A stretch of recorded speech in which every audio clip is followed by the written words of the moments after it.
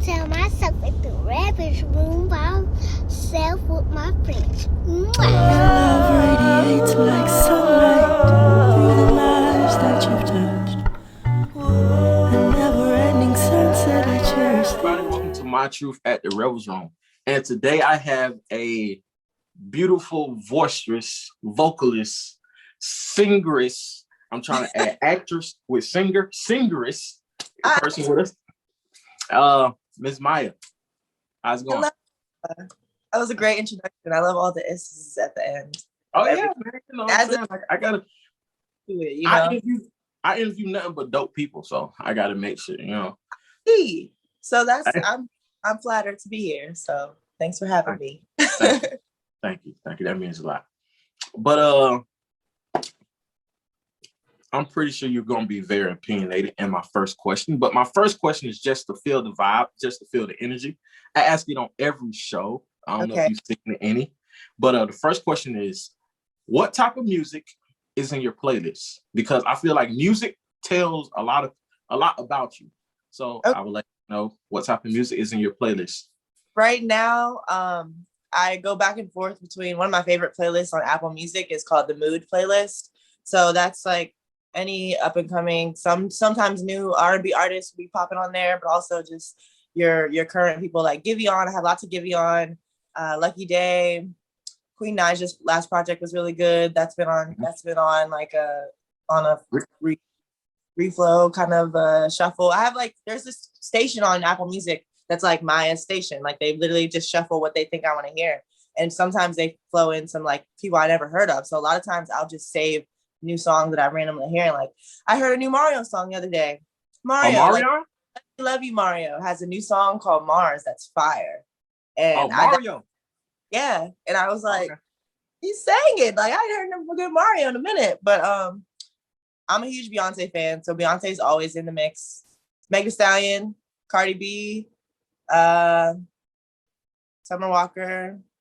But right now my favorite, and Brent Faiyaz. Brent Faiyaz and Giveon are my top two male R&B right now, I would say. And then female R&B is kind of just always, Sullivan. A whole bunch. So onto your music. You got some dope.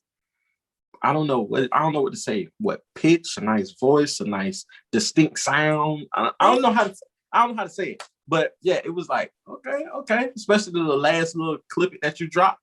I was like, that shit going in my trailer. You don't know it yet, but it's going in my trailer. But Thank you. When did you discover your talent? I've been singing all my life. As long as I can remember, you know how that story goes. But I grew up in a very musical family. My mom and my dad both have great voices. My parents can both sing. And since I guess I could talk, I was singing since I was like 4. My first actual performance was 2nd grade. I sang the national anthem at my brother's 4th grade graduation. And it was like the first time I had a microphone in my hand on stage, and I wasn't nervous, and I was just like, whoa, this is cool. Growing up, my parents, they were in a cover band together. They did shows when I was younger. I grew up in Ohio, Youngstown. They did shows, and sometimes the band would rehearse at our house. So I was around live music and live instrumentation at a young age, and it was always just in awe of that. When I got into high school, that's when I started doing musicals, and it got into theater and acting and stuff. And so that's what drove me to going to school for musical theater. That's what brought me to New York. But all of my life I've been singing. My Pat has grew up singing in the church. He was in a singing group called the Sons of Thunder, and they're amazing, and they still sing together to this day. He's 80, 82. Both my parents sing. My brother has a good voice too. It was just kind of luck of the draw, I guess. You said you sang with national anthem. I mean, you sang the national anthem, and it you felt some type of way. So do you get? Is that rush you're chasing every time you're on stage? Is that high? Is that something you're chasing every time you're on stage? I just want to sing. That's something I kind of say all the time to myself. I literally put it in one of the bio section on my website. It's as a quote, I just want to sing. I love music, and it's not necessarily me chasing a rush, because I still get nervous. Even if I know I'm prepared, like there's still going to be a little bit of butterflies, you know, when you're step into the stage. Anytime I'm doing something for the first time, like a new song, or if it's a new experience, there's still going to be nerves there, but there's like a calming excitement that comes with that as well. So like, most importantly, I just want to make great sounds with my voice and collaborate with musicians and eventually touch people with my own music, like the music that I put out as well. So like, I guess that's what I'm chasing, just the love of music, like just wanting that to be a part of my life. Yeah. And that's dope. I got a personal question, just personal myself, because you said, you know what I'm saying, when you're doing a new music, that is my question always to artists. Like, after you write a new song, how comfortable are you with performing it? Like after you've wrote it? It depends on what the song's about. How far into, like, is it done? Like, is it done? Like, can I say this is a finished song? Because I'm not just gonna show anybody an unfinished product, you know what I mean? Because it's like Erykah Badu says, you know, I'm sensitive about my shit. Like, it's my music, you know? I'm sensitive about my shit. Exactly. When you write a new song, that's your baby. Like, I'm in the process of trying to get my debut EP done right now.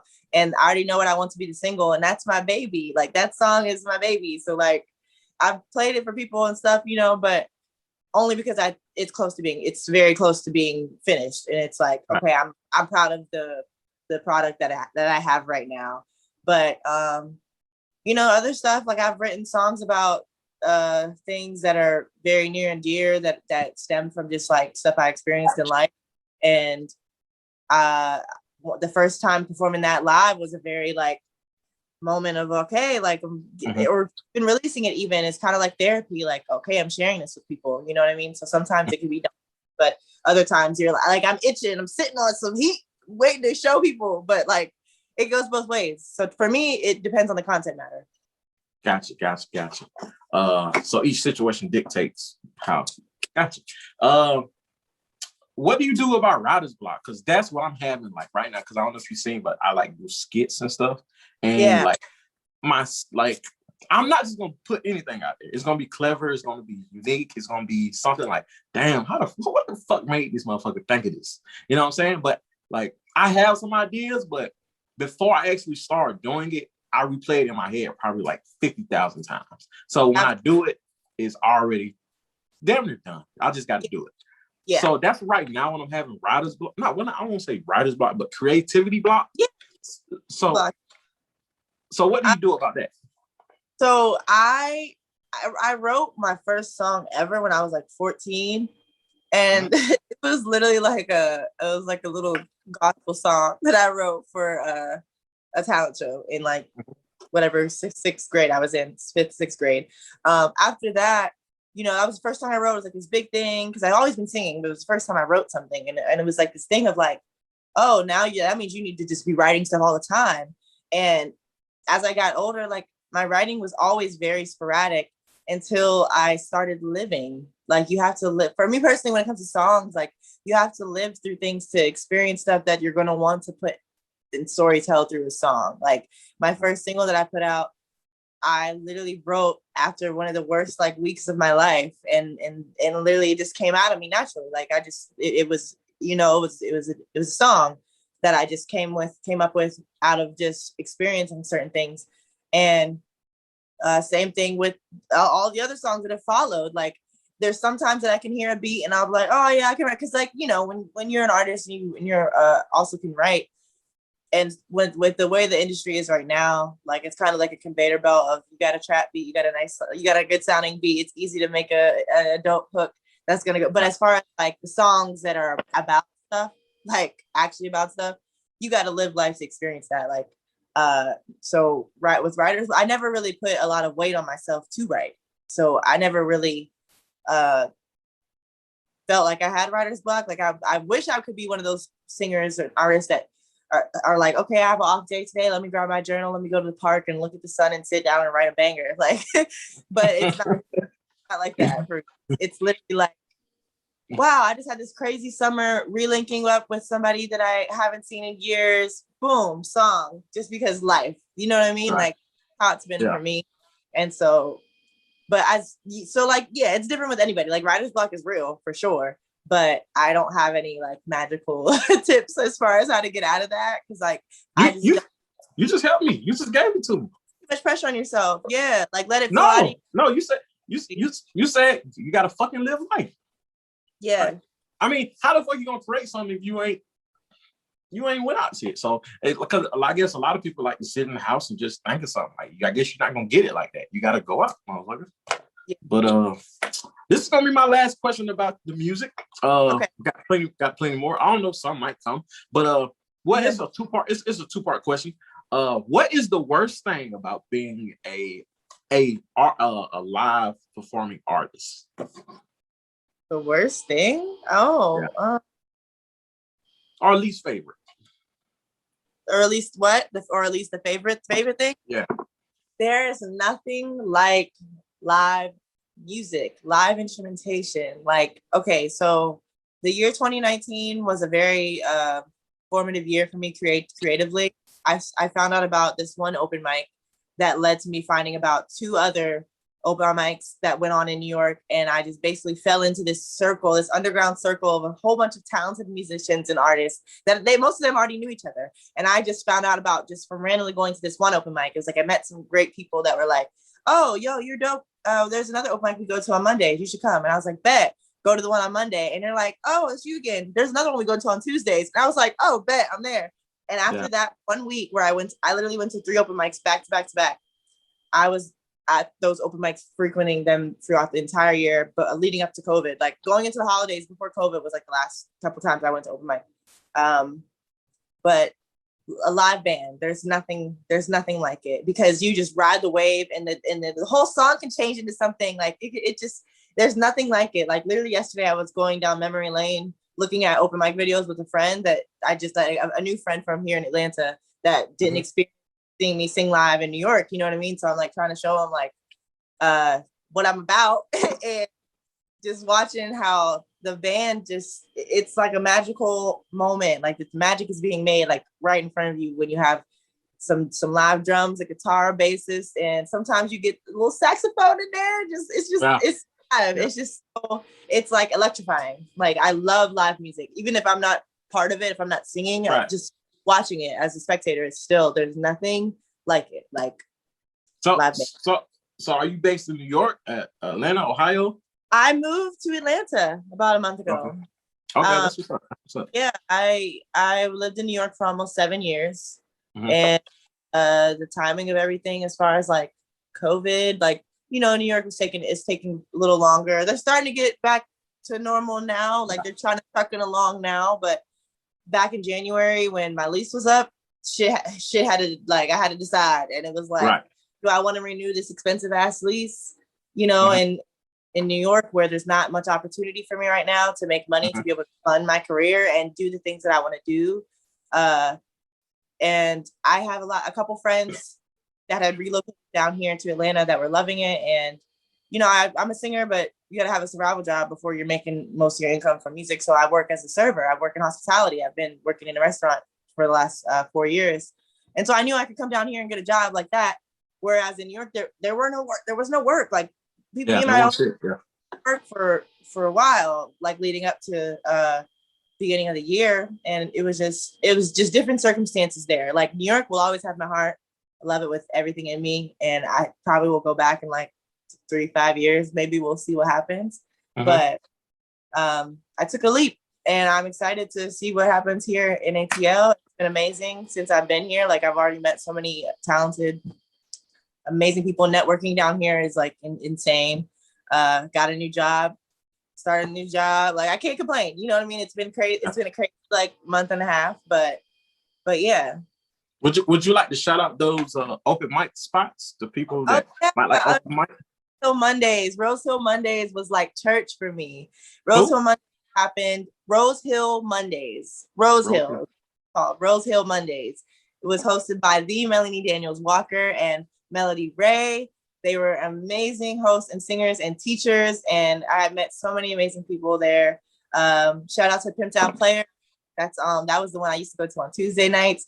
And shout out to them because they're starting to get more dates and shows going on back in New York. Like, shout out to the fact that like the music scene in New York is just resilient. Like, no matter what, we'll have a speakeasy in 2 seconds. Like, it doesn't matter what the restrictions are. Like, if you know who the right people to know, you can find some live music and you can find some vibes to jam out to and to, you know, be creative, meet creatives in New York right now. But yeah, those were my spots. Like, those I was there faithfully. Have you found any here in Atlanta? Yeah, it's so funny you asked. Like, there's one today I found out about. I don't know if I'm gonna go yet because I work tomorrow. And like, I don't know. I like, you know, it's weird getting reacclimated being a whole grown person, like, but in a whole nother big city. Because like in New York, I wouldn't give a fuck about going somewhere by myself. But down here, it's a complete ball game, and it's like also everybody drives. Like, I still gotta get a car, I gotta get my license. Like, oh yeah, New York was it is different. I was in New York when I was 18, and I hadn't got yet because I was like, oh, I'm going to New York, I don't need it, and I didn't. And so now I'm like, oh, I gotta drive and stuff. So yeah, I just, you know, I'm gonna start going hopefully like either this week or next week. But I'm slowly starting to get hip to a couple different spots to hit up as far as open mics. But yeah, I'm trying to get plugged in. I want you to fill in the blank. All right. I'm nervous. Why? Dark-skinned women do blank better than all other girls. This is a setup. No, it's not. Why are you trying to dark-skinned women do what better than other girls? This is a setup. This is breeding like Bobby. No, it's not. It's not a setup. Dark-skinned girls wear yellow better than everybody else because yellow really shines on us, you know. Hey, that is a great answer, and it was a fucking setup. Good job. Like, no, hey, because royal blue, but yellow specifically. Yellow is just a Black woman's color. It's like sunshine, chocolate, and black. But you wearing black too. But I black on fucking black skin. When it was like 2 weeks ago, we went to the little reggae spot. Ooh.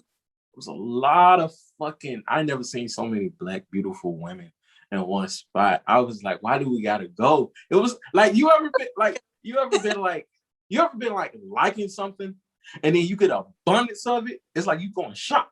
Oh yes, I just had the same thing happen last week. I don't know if you already have heard of this place or know about it, but I just discovered Bonfire ATL. Oh yeah. And that was my first time going. It was actually the Sunday night going into my birthday. My birthday was on Monday, but it was after midnight when I went. So it was my birthday. And we went, and it turns out it was literally like walking distance from where I live. Had no idea.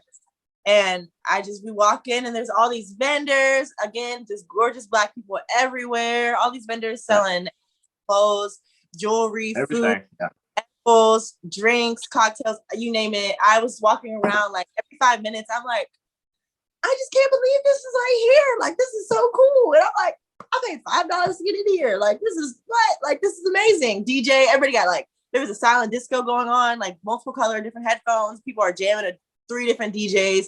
And then there's a big DJ over the whole crowd. Bonfire fire went outside, giant Connect 4. I got some good food, some good drinks, met some dope people, like always. Crazy easy network. I literally bumped into somebody on some networking shit, and that's how I found out about the open mic. Like, you know what I mean? So it was just it was so cool. So I was low key in like a shock of just excitement. I was just like, this is amazing. It's like I've been Black utopia. Atlanta's like this Black utopia of just excellence, and I'm just grateful to be here because I know there's been lots of migration from New Yorkers going down to ATL, and a lot of fucking New Yorkers. And I understand how that looks as far as the natives being like, all these New York people come down here and join on the bandwagon. No. I'm not trying to rap, but I'm not even from New York. I lived there for a while, but I'm born and raised in Ohio, still up north. But like I'm born and raised in Ohio. Then I moved to PA near Pittsburgh. So that's where I grew up. Like after like 6th grade to high school is where I was near Pittsburgh. And then I went to New York from 18 to now before moving here. And so I don't rap. Same thing in New York. New York, it's known as a melting pot. So you get people from all over the world there, of course. But same thing, like native New Yorkers don't want you claiming you from Brooklyn if you wasn't born and raised in Brooklyn. Like, and so I never did that because I wasn't born and raised there. Like I listen, New York. I became an adult there. Like I grew up there, but in a way, you know, 18 to 24. But I'm not born and raised there. I'm not from there. I don't try to rap from there, and I don't plan on doing the same here. I'm just an implant, I guess. I don't know. Yeah, I mean, but this is like you'll be good. I know you just embrace the culture and you just keep going out and you keep meeting people and you keep fucking like staying humble and like not on some I'm gonna take over fucking shit. You'll be good. You know what I'm saying? You'll be good. But I feel like that's everywhere though. Just like if somebody was to go up to Atlanta, to go up to New York and be like, you know what I'm saying? Like you're a visitor, bro. Chill out. You know what I'm saying? Like, but yeah, I think Atlanta people, they embrace everybody. It's just until you get the popping your where I'm from shit. Lucky you know?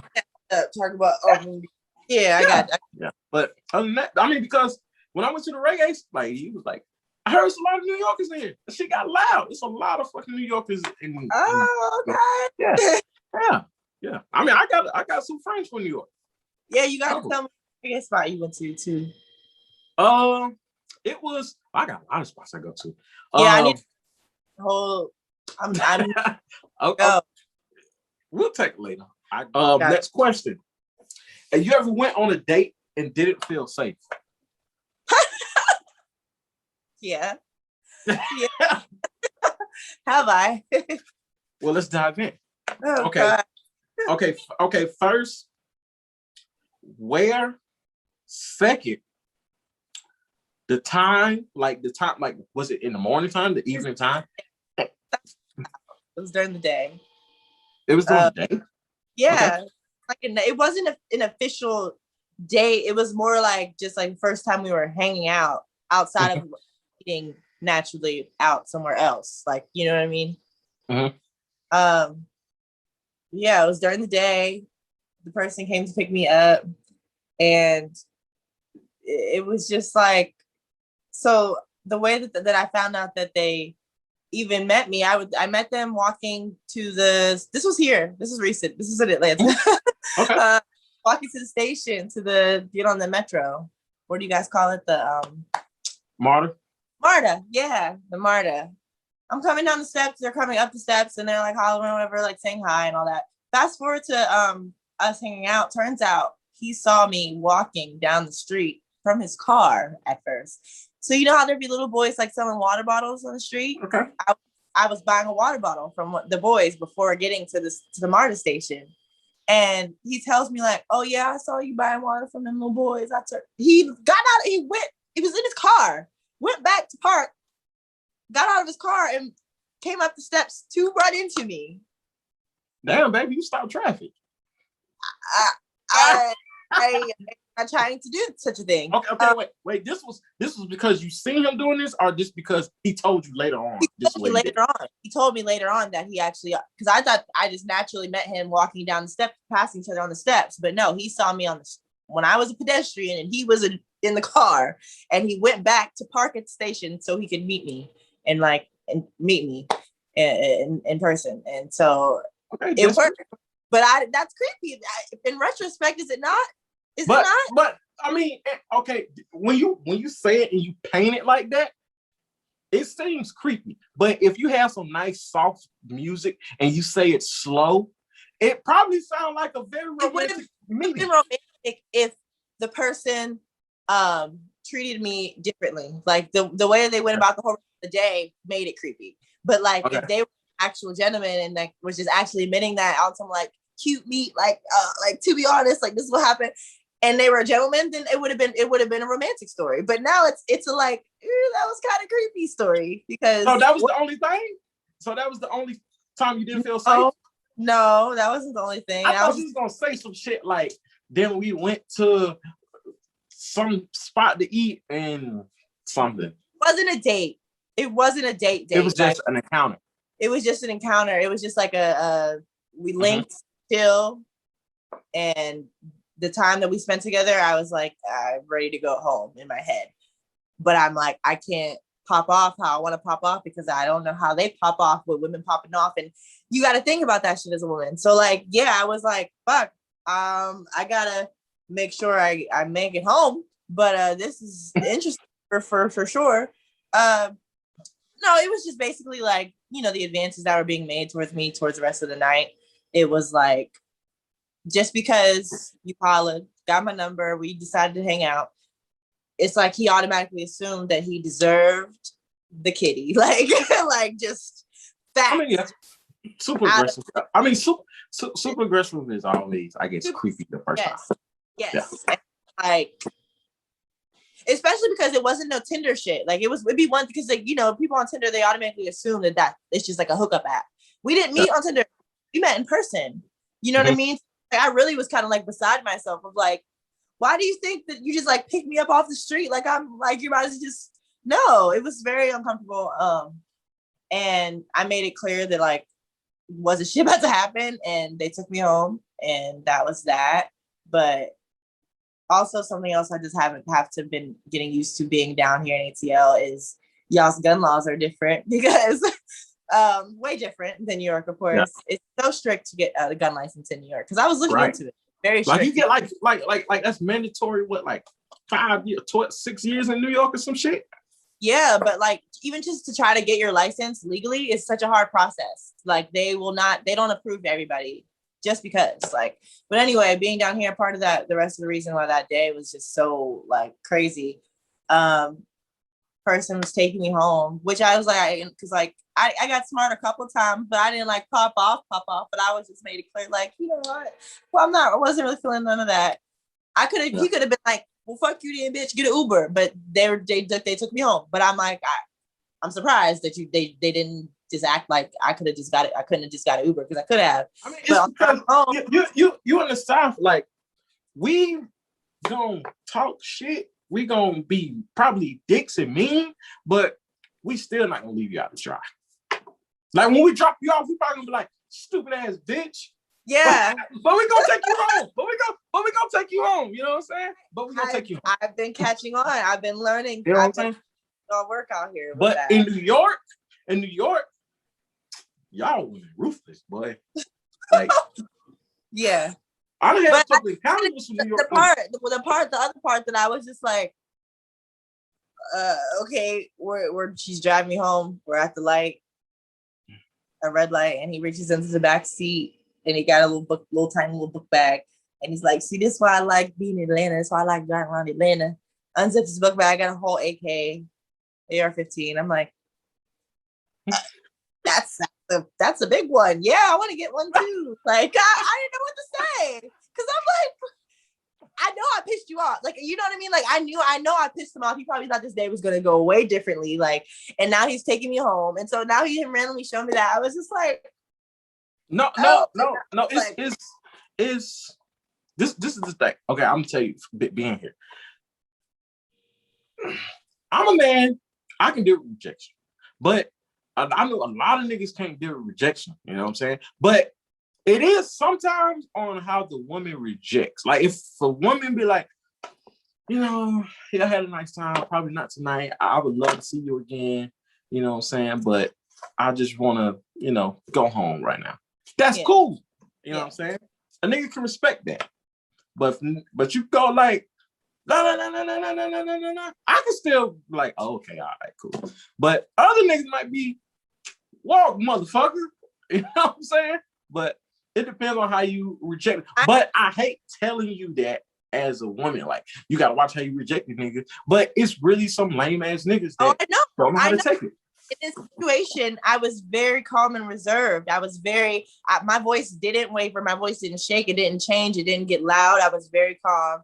and I'm still like getting, you need to relax, Shawty, you need to relax. And I'm like, I am relaxed. I'm very calm, you know, like speaking like this. And it's like, God forbid if I had got fed up and raised my voice and started cussing him out, you know what I mean?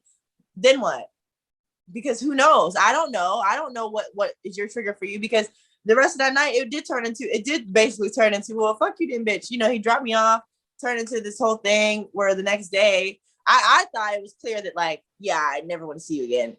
Nice meeting you, but never want to see you again. But the next day they're trying to call, and I'm like, you know, I wasn't really comfortable with a lot of stuff that happened yesterday, but it was great meeting you. Like, take care. It was on some very chill, like, I basically said, like, I'm just not the girl for you. You know what I mean? It turned into, I could find somebody better looking. Y'all don't really date black girls anyway. Sends me a picture and a video of him with 2 white bitches. So I'm not that pressed. I fucking clown. But like that was a day. That was a day, and I really didn't even go into that much detail on how uncomfortable that whole day was, just because we're doing an interview. But it goes over. I don't. It's Hey, how you feel about marriage? Marriage? Yeah. Yeah, I want to get married one day. I mean, I definitely would love to find the right person, get married, and then have kids, like things like that. But it's crazy because when I was younger, I always used to look at, like, well, how old were my parents when they had me? And my parents were 25 when they had my brother, 26 when they had me. And I'm like, that's a cool age. Do we have a good gap? Like, that's a cool. I was like, I'm going to have my kids when I'm 26. I just turned 25. I'm not having kids till I'm like 30, 31 at the latest. I mean, as long as you have a goal, but okay, I'm just asking, like, why, obviously because you're 25 now, but why 30 is the new age? Because me personally, I just have witnessed too many of my peers, friends, even strangers, women getting pregnant by people that they just met or they know nothing about their families. And you have a child with this person. You are now attached to this person, but most importantly, their family for the rest of your life. I need to know the future father of my children for at least 3 years before we have a child. At least 3. At least. 2 would be like, all right, I'm trusting you. Like, I hope you don't got none tricks up your sleeve, you know, type shit. But like, because, you know, there's people there's people that, you know, that are on both ends of the spectrums. Like, I have friends that had high school sweethearts that they dated since middle school and got married and are having a kids. Like, of course, they're having a kid with no qualms, thinking that they're gonna have any huge problems, at least right out the gate. You know what I mean? But when you lay down and you have a child with somebody that you just met 2 months before getting pregnant by, it's like, you have no idea what you're even in for, because you need to know, because, like, God forbid you don't end up with that person anymore. When the child is with the father's side of the family, do you like their family? Do you like how they take care of children on that side of the family? Do you like the things that they allow their children? Like, there's levels to this shit. I don't have no kids yet, but I have lots of and I have lots of friends that I've watched been having babies since 16. And so I need to know the father of my children for at least 2-3 years before I decide that we are going to have a family together, because that's huge. And I just don't want to be statistic. Like, that's so played out. I'm sorry. Yeah. I mean, I feel you. That's why, like, my thing is, I'm not getting married. I think no man should get married unless they have. Why are you looking at me like that? I want to hear what you say. I was just paying attention. That's all. You look at me like, see what I say, fuck shit. I am. No, but for real, like this I feel like no man should get married unless they have $7,000 that they just willing to want to throw away for a divorce. I mean, but it's different between having $7,000 in your bank. Cool, yeah. Who don't? But like, take a kid. for that baby come out, you need at least 10K and tucked away for no, all I ain't talking about for the baby. I'm talking for the divorce. You need at least $7,000 just so you could be. You need at least $7,000 put away just so you could be like, I don't give a fuck about this money. This is just for divorce. Because don't you got insurance? Okay. How much it costs to get divorced, or you're just saying as much money that they're gonna have to give to the wife for? I mean, this is just to start it off. Just to start off the divorce. A divorce can go up to like $12,000. Just to get legally divorced, it costs that much? That's a confrontational divorce. So, but you don't know how confrontational the divorce is going to be. If it's not clean cut, if they don't just both decide each other's terms, it's like crazy money. Right. So that's why, like, that's why people don't fucking get divorced. Like, especially if to fail at marriage. Exactly. But that's why a lot of niggas be miserable in their marriages, is because they don't have no money for divorce. So, but if I'm a smart man, if I have at least 7,000, to the side, that's my insurance. But like, I don't think it's a good thought process to have a divorce fund on top. Watch this. Watch this. When you drive a car, you gotta get insurance, but you don't plan on wrecking it, do you? When you get a house, you don't plan that bitch burning down, but you got house insurance. You got renter's insurance. Okay. I'm not planning to get divorced, but I'm gonna have insurance. I hear you. That. Fuck that. Mine is the 3 years dating before we get married, or the 3 years dating before we have a kid. That's your insurance. You know what I'm saying?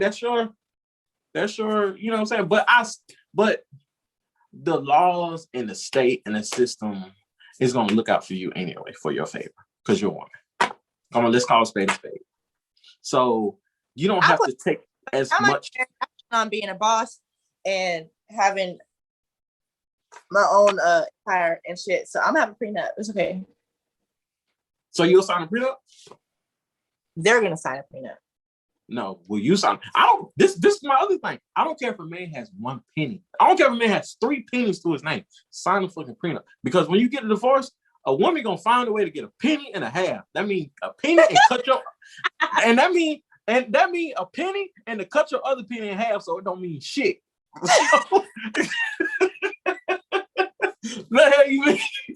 That's fuck. No, but I don't care for real. I don't care if you have $10 in your name, nigga. You signed a prenup and she signed a prenup. Everybody, like, are you gonna, like, what's the worst that's gonna happen? I think you should take what you can. Like, I mean, come in with what you came with.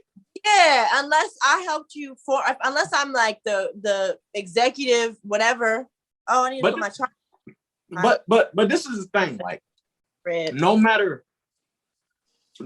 this is the thing. No matter like what happens, or like, I'm the type of person, I'm fair. I don't give a fuck. Like, even if I think you even if I know you want to do the same for me, if I know you gave 10%, I'm gonna make sure I give you your 10% back. That's the type of nigga I am. I helped you create your whole business that made you a millionaire. Like, that's why Jeff Bezos' wife got most of his money. She got a good chunk. She got a good chunk because, like, okay, after 50 million, who gives a fuck? Like, like, I'm saying. You know what I'm saying? Like, and she donated a lot to charity as well, I'm pretty sure. That's what I'm saying. It's like both of them are not. And Jeff Bezos just stepped down. He just stepped down. Something big about to happen. Because why he stepped down? There's about to be a new head of Amazon. He got all his money and he just about to go into hiding. I mean, it's because what else you have to accomplish? Like, I mean, not accomplish, but like, what the fuck you want? Your head on every Amazon package? Like, I mean, after that, you getting into like, not say narcissist, but you get into like a not say dictator, but you just, you know what I'm saying? You just getting like an ill feeling, like, shit, shut her wealth. I mean, I still feel like he gonna have some input, but I'm a multi-billionaire. Like, y'all peasants argue about what color the Amazon package is gonna be. I'm going right. Like, and I'm disgusting because I order from Amazon too much. Me too. Like I'm a Amazon Prime. I'm like, I know why he's a billionaire. It's me. Yeah. It's me. It's me, nigga. Yeah, I just bought this new tablet off of Amazon. Hey, Bro, I'm trying to put out the content. Hey, but my next question: is there anything in life you messed up the opportunity? You damn, I fucked this shit up. Whether it was with a boyfriend, whether it was with a job, whether it was with like a recorded, like anything, like damn, I fucked this shit up. So when I was still when I was fresh out of college from musical theater school, I was auditioning. Wait. Gotta get a beer. Gotta get a beer. I'm about to have to get a refill myself. Can I get a refill? That's what you did. Yeah. I went to school for musical theater for 2 years, from 2014 to 2016, and then after that, auditioning for musical theater shit. But a huge chunk of musical theater auditioning, you audition to do work on cruise ships. So I had a huge cruise ship audition, and they get good money. Like you can get like $1,000 a week minimum as a singer on a cruise ship. You know, obviously this is pre-COVID, so like living the life.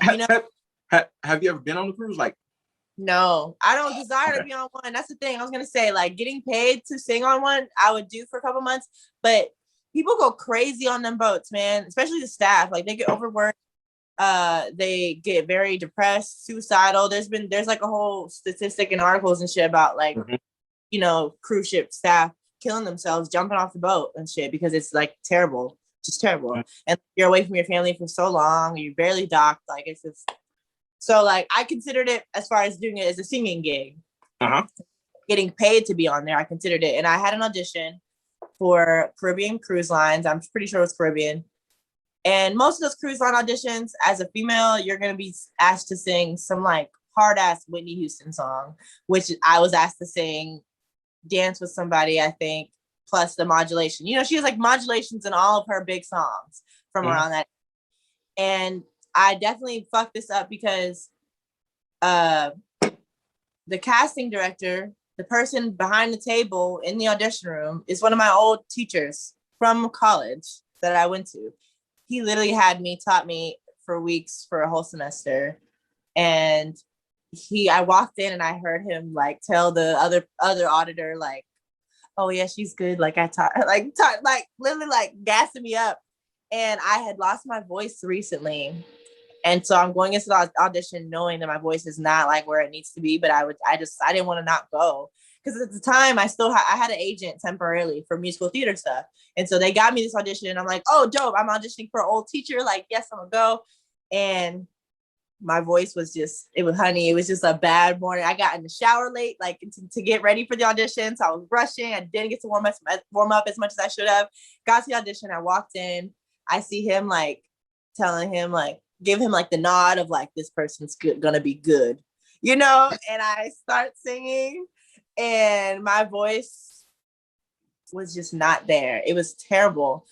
And I walked out and the same old teacher was like telling the other auditor, like, I don't know. Sorry. I don't know what happened. I don't know what happened. Like, because I was just not it. I was just not it that day.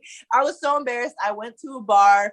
There's like this thing about New York where it's like, you just can cry in public and it's not a thing. Like nobody cares or pays you any mind, whether it's the subway or at a bar. For me, this time it was at a bar. I went to a bar right after, sat there, got a Jameson and ginger ale, and I just was so like, I can't believe I just like embarrassed myself like that, like in front of a past teacher. Like it was just the fact that he knows I have what it takes, but that day I just didn't, and I embarrassed him because he was vouching for me. You know what I mean? Right. And so it's like fuck, but that was like 3-4 years ago. So what was y'all conversation after? Who, me and the teacher? Mm-hmm. We didn't talk after. He was auditing auditions. I was number 500 something. I left and another audition person went in. No, I understand it like later on in life. I think I emailed him like an apologetic email and I never heard back. I think I might have emailed him like, I lost my voice. I've been trying to get it back for the audition. Like it was just like, it just was what it was. I feel you because you would have been having like regrets. Like, I don't think you did anything wrong. I mean, you can't do nothing. Like if you would have went on your good voice and stunk it up, then you fucked it up. But the simple fact your voice wasn't ready and you still went, yeah, it was cool. I mean, because you would have been having regrets like, damn, I had to go. Like, yeah. Got the audition for me, and I was like, I don't. And of all the auditions for me to be like, I can't go, I didn't want to be like, I can't go to my old teacher. And I thought that day I was gonna wake up and be able to just pull it out my ass, and I didn't. So, but it was a humbling experience though too. Absolutely, absolutely. I've had a couple bad auditions. Musical theater, that whole world is very it's a different kind of pressure. Like open mic and singing with like a live band and stuff like that. It's about vibes. You gotta, obviously like stand your ground. Like you can sing, like do what you came here to do. But musical theater, you got 8 bars sometimes to be in there, to go in the room and be like and show them why you need the part. And sometimes it just ain't enough. There was a time I tried to learn a song, because like I'm usually really good with learning lyrics pretty quickly. But for musical theater, this audition I went in for Sister Act. It was like the production of Sister Act. I tried to learn one of the songs from the show for my audition right before the audition, and I just blanked on the words. They let me redo it like twice. They let me retry like the beginning of the song like 3 times. And eventually I just was like, thank you. And I left, and I was like, well, but that was cool though. I mean, like, it's you didn't know the words good enough, sis. Like, hello. Yeah. So I like that. So you're honest with yourself. I'm very much a realist. Yeah, that's good shit. That's good. I like that. But I'm a realist. So like, even this move to ATL, like you'd be surprised how many friends and people that I know in New York that are like, I wish I could do that. Like you're just getting up and going. And I wouldn't be like you when I grow up. People saying these things to me, and I'm just like, I'm learning as get on the pot. Yeah. Oh, like I promise you, I'm just riding the wave, and I'm just going after what I think I deserve, what I think I want in this, what I know I want in this life. And it's the combination of being a dreamer and a realist. Like coming down to ATL was the epitome of that, because the realist side of me is like, I've been paying $1,200 a month for this bedroom in New York.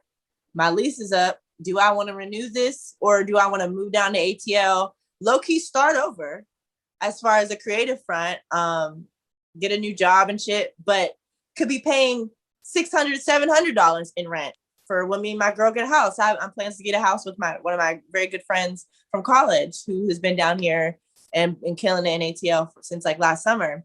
And we went to audio engineering school together. We're going to get a house.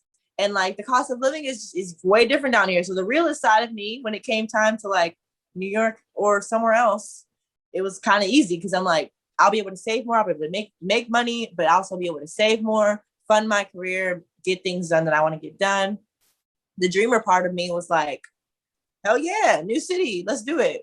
So my name is Maya, and I just told my truth at the Revels room.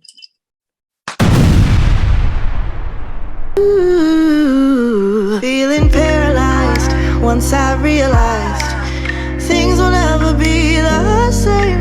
Told myself I'll be alright, yet I lie awake at night, trying to register the pain. Told myself I'd be strong, this feeling it won't last long. Need to get out of my head. Every day's a new fight, focused on keeping it light, even though deep down